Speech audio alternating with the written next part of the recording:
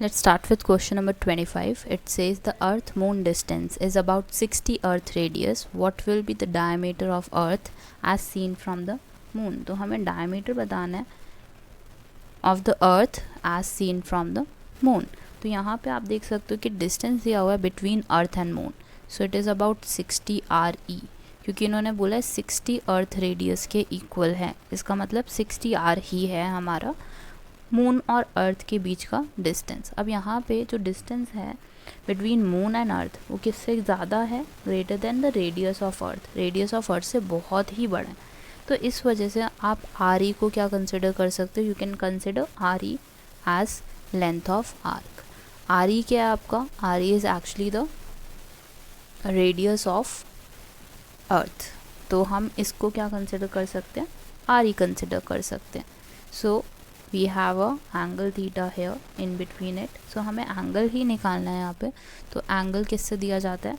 Arc length over the distance between earth and moon.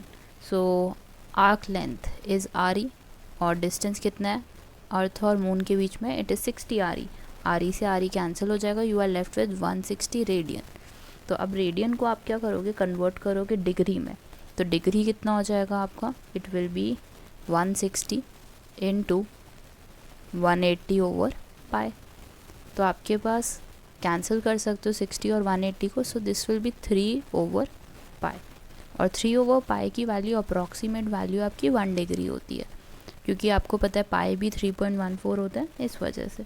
अब जो angle subtend करेगा by the diameter तो वो डबल हो जाएगा. यहाँ पे ये थीटा है, इसके नीचे वाला भी थीटा ही बनेगा. So theta plus theta is 2 degree. So angle subtended is 2 degree. So this is the answer for first part. Let's move to second part of same question. So it says moon is seen to be half degree diameter from the earth. What must be the relative size compared to earth? तो हमें compare करना है diameter of earth and diameter of moon. तो diameter of earth और moon को अगर आप compare करना चाहते हो तो यहाँ पे value कितनी दी हुई है moon की? It says moon is seen to be half degree diameter from the earth. तो आप इसको अगर कन्वर्ट करोगे हाफ डिग्री को तो क्या हो जाएगा? ये वैल्यू आपकी 1/2 पाई. तो हम यहाँ पे 1/2 पाई लिख देंगे. This is in radian. I am writing it in radian form.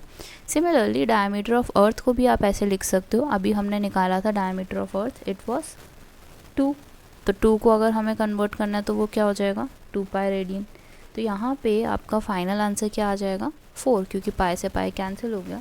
So therefore size of moon is 1/4 of size of earth. So this is the relation we can get from this value. Diameter of earth over diameter of moon is equal to 4.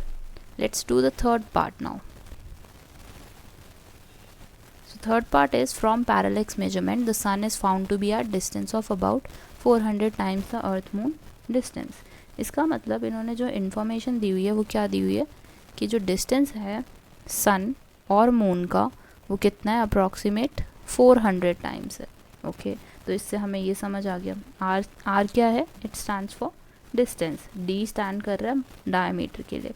तो अगर मैं इसी value से diameter निकालना चाहूँ तो ये क्या हो जाएगा? D S over dm it equals 400. But हमें क्या चाहिए? हमें चाहिए सन और अर्थ का डायमीटर का रेशियो. तो डी सन और डी मून हमें दिया हुआ है. इससे हमें किसका निकालना है? डी सन और ओवर डी अर्थ.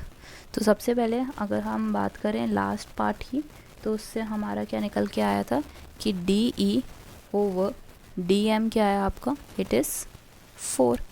तो अगर आप इन दोनों वैल्यूज़ को कंपेयर करोगे या आप कह सकते हो हम इन दोनों वैल्यूज़ को डिवाइड कर सकते हैं.